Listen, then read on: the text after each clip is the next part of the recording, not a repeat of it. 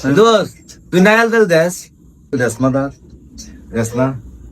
আমি এক সময় নারকেল তেল দিতাম বুঝছো, এই অ্যাডভার্টাইজ দেখে মাথা ঠান্ডা রাখে।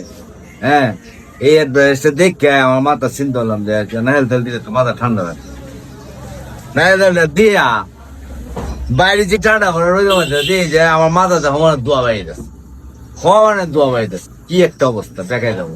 দেখা গেছি হ্যাঁ, পুরো দেখা গেছে যে মনে হয় যে তাওয়া গরমে, আর মনে হয় যে এমন চিকচিক করতেছে মাথার চুল, শালা গ্লেজ কি সেই গ্লেজ।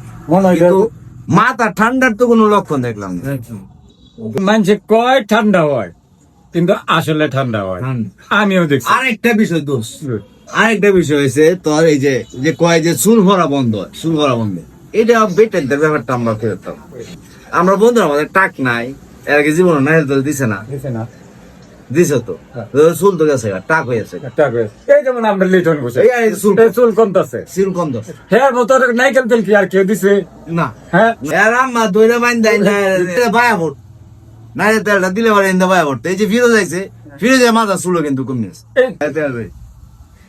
আমি তো মোবিল তেল দিচ্ছি। মোবিল তেলও দিছ, নারকেল তেল লাগবে তুই মোবিল পাইলে কোন দিয়ে